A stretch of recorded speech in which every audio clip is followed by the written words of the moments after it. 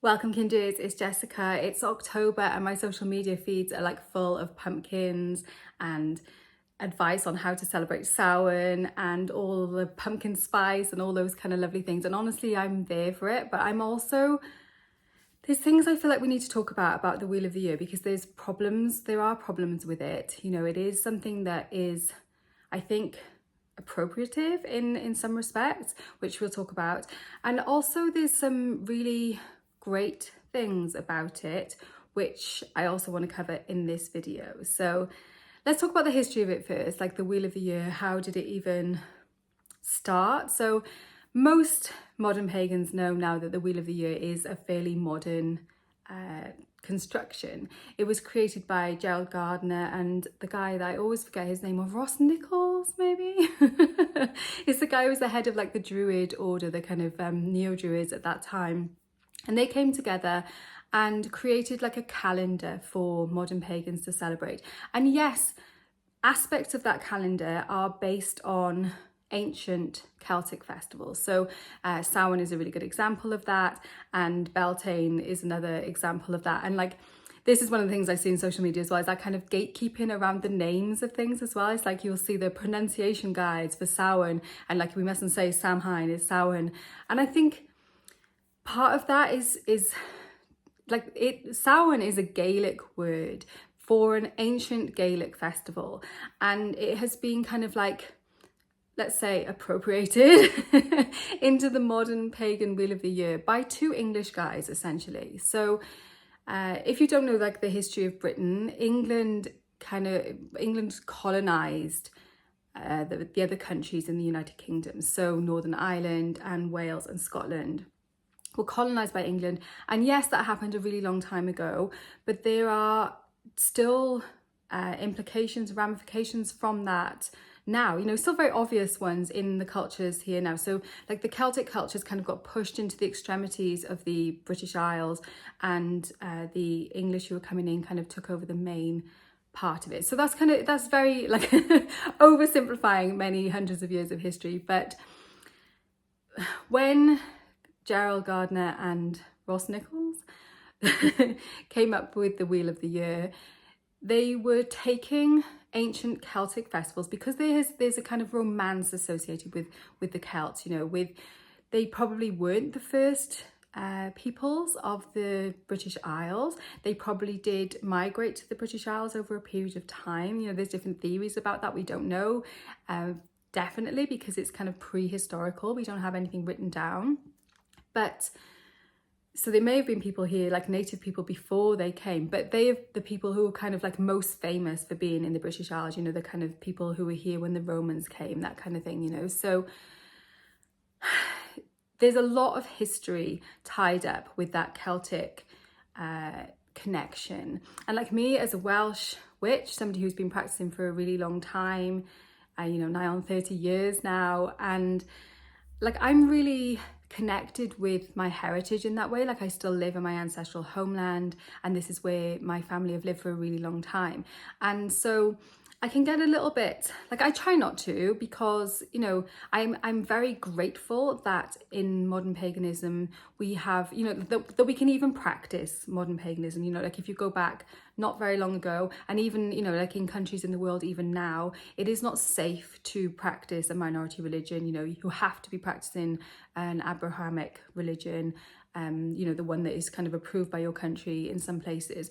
And here in Britain, that was the case up until, you know, fairly recently. You could still be ostracized. And like you know, there is still, people do still get ostracized, but it's changed a bit now. Rather than it being like, you know, you're a devil worshipper, it's now like, you must be a bit stupid if you believe that magic is real and that these things are actually meaningful, and that humans are kind of in connection with the world.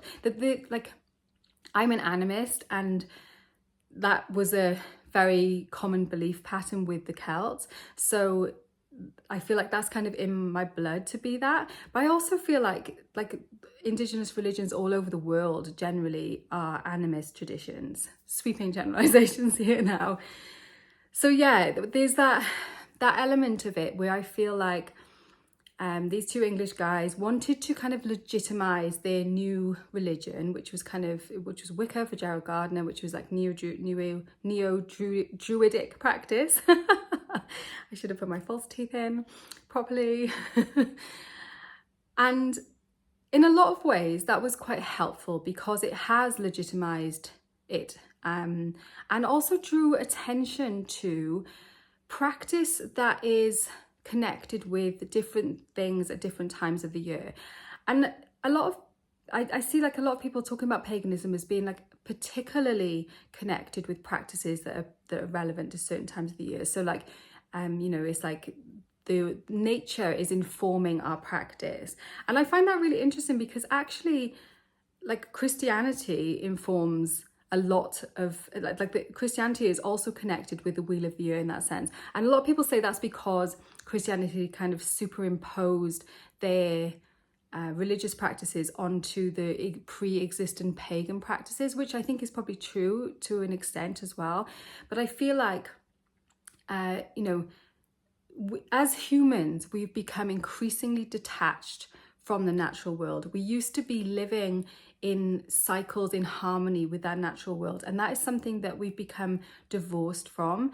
And in general now, like we can celebrate the harvest, we can celebrate the solstice, but it's not as meaningful to our lives when we're not living in a way that that nature actually impacts. We can eat certain foods all year round now. We can bring things in from different places. We aren't reliant on the cooperation of nature, on the kind of co-creation with nature. We are, but we feel we've kind of fooled ourselves or kind of talked ourselves into thinking that we are actually in control of that and that we can do what we like with the cycles because we're so clever and we can kind of manipulate things to our advantage.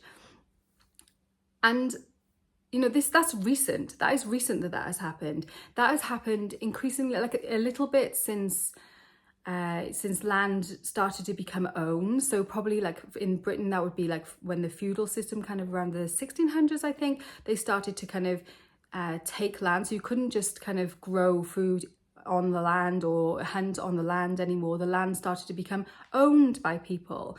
And then like increasingly so, as we talk about like the Industrial Revolution and people moving, like mass migration from the town, from the like villages and the rural communities into the town. So like most people lived, like the vast majority of people lived in rural communities, and then like 100 years later, the beginning of the 19th century, the vast majority of people were living in towns. So, what has all this got to do with Samhain? You might be thinking, and what it has got to do with it is that the meaning of these festivals is relevant because they tie in with what is happening in the natural world. So for me, like, I don't celebrate Samhain. I'm a Welsh person, and Samhain is an ancient Gaelic festival. Yes, it's a Celtic festival, but there are several Celtic denominations. That's not the right way of saying it. Like ethnicities, I suppose, maybe. That's probably not right either. But I am not Gaelic. I am Brythonic, if you want to compare it like that, because I'm a Welsh person. So for me, calling this time of the year Samhain and being like kind of going with that culturally appropriated, created wheel of the year, which says that at Samhain we do this, this and this, we use this colour candles, we do this. It feels like kind of dogma, and it also feels dissociated in some ways with me and my culture and how I interact with the world. And that's not to say, like, there's a reason why this time of year in the Northern Hemisphere, there are many different traditions which focus on remembering the dead, on ancestry, on letting go of things, because that is what we see around us. We are in many a lot across the Northern Hemisphere, not for everyone because it depends on where you are, but what we're seeing in nature is what we do inside. Is that as without, so within, as within, so without, but it's the same the other way around as well. So like, as I'm seeing the leaves dropping from the trees, as I'm seeing the kind of the light decreasing, I naturally want to kind of turn inwards and do more reflection, more shadow work, more introspection, I naturally start thinking about death and dying and those who have gone before, the ancestors, and how one day I will be an ancestor and like what that means. And that is not just a Samhain thing, you know, like when we look at different festivals across the world, many of which were influenced by Christianity, because like in Christianity there is All Souls Day, you know, they are also talking about the dead at this time of the year, you know. And I believe, you know, correct me if I'm wrong, let me know in the comments, but I think that some of the South American traditions that celebrate like the passing of loved ones at this time of the year are because Catholic people from Europe went over and colonized and kind of established that as a tradition. And probably there were existing traditions that made sense at that time of the year in those parts of the world as well. But I find it's not as simple as, you know, this is the wheel, at this date we do this, at this date we do this, you know, where we are in the world makes a difference. The climate that we find ourselves in, the environment we find ourselves in makes a difference. Our own like temperament, our own connection, our own ancestry makes a difference. You know, we don't necessarily, like, it's not set in stone. You have to follow the practices of your ancestors. But in some ways, you know, you've inherited blood and bone from them. You will have some resonance often with those practices. And I know also that's really hard for people who have like experienced trauma in their families and have been, you know, have issues with ancestors and family issues, quite rightly so, because the way that we live now is quite toxic in a lot of ways, and we don't have those solid ancestral ties with healthy ancestors. A lot of people are living quite unhealthy, and I don't mean like we are living in physically unhealthy ways, but I mean like in spiritually unhealthy ways. We live in a way now that is very disconnected, as I was saying, you know, from our like we are nature. We are part of the natural world. It's not like, oh, there's humans and then there's nature. It's like, no, we are part of that. And the more divorced we become from that, we're harmed by that. And so I love the fact that the Wheel of the Year invites us kind of into a relationship with nature again. But I don't like that it's kind of become a little bit dogmatic in some ways, in that, like, you know, we celebrate this then. And I understand, like, there's lots of good things about that as well, in that we, like, when you've got a calendar, it does like legitimize a spiritual path somewhat. When you've got like a calendar, when you do certain things, it also makes it much more easy, like on a practical level, for meeting up with other people who are also, you know, interested in that same kind of path. So, you know, there's definitely good things about it as well. But like, if you are a person, like an animist, a witch, who lives in, I don't know, like the very, very far north, then what is happening around you at this time of year is going to be very different from what is happening in more temperate places like where I live.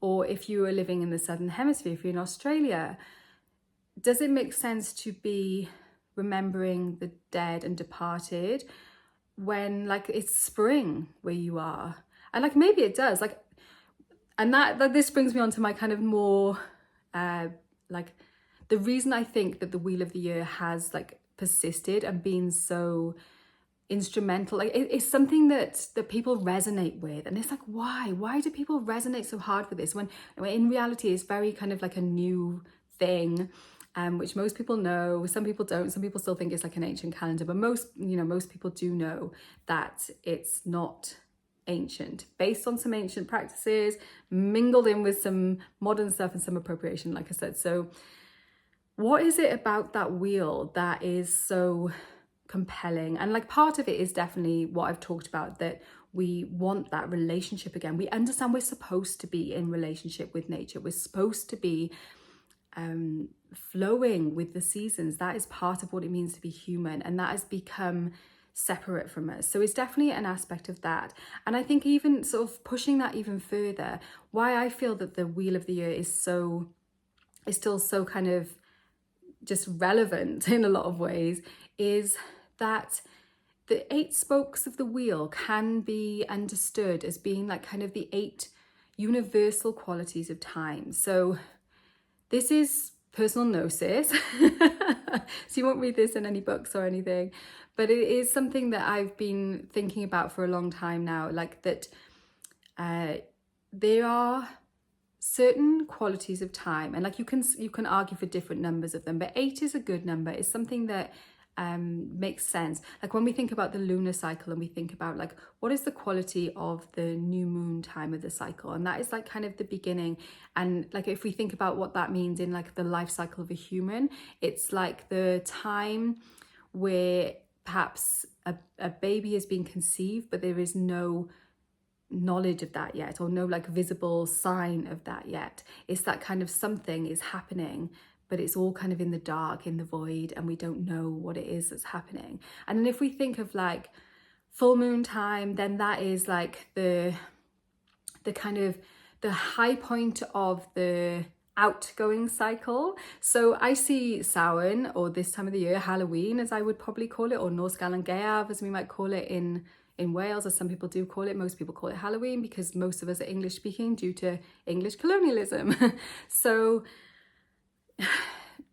there is that time is like the highest point of that tide. So Beltane at the other end of the year, or May Day, Norskalan Mai, is the beginning, is like the new moon, and then Samhain is the full moon. And it's the time when the tide changes. So rather than the moon, like the moon has reached its fullness and is then starting to wane again. So I'm not sure if I'm explaining this very well at all, but what I'm trying to say is that there are 8 universal qualities of time. There's like a beginning time, there's a peak time, there's a letting go time, there is a you know, I like kind of like a quickening time, like the time when things start to show in that kind of crescent moon phase. So there are these like universal qualities of time, and I feel like those qualities have become kind of embedded. Like there's a harvest time, you know, when we start to harvest, there is a sort of a death and dying time. So these universal qualities of time are kind of embedded in the wheel of the year as we understand it now. And I feel like that is the reason why so many people resonate with it, even though it is not really relevant to them from their culture or from where they live, or perhaps from their ancestry. So like what do we do then? Because, you know, it's great that we can be more open with our beliefs, that we are encouraging a return to a kind of more earth-based practice. I love that, and I love seeing people like decorate their homes and get excited for the change, and also to kind of really embrace the fact that it is a dark time now. It is a time when we are like letting go of things, and so it is the waning part of the cycle. It makes sense to be thinking about the dead, the departed. You know, we haven't quite got to, if we think about the winter solstice as being the new moon of the 8 universal qualities of time, you know, that's the starting point, because even though it's the darkest day of the year, that is when the sun is born.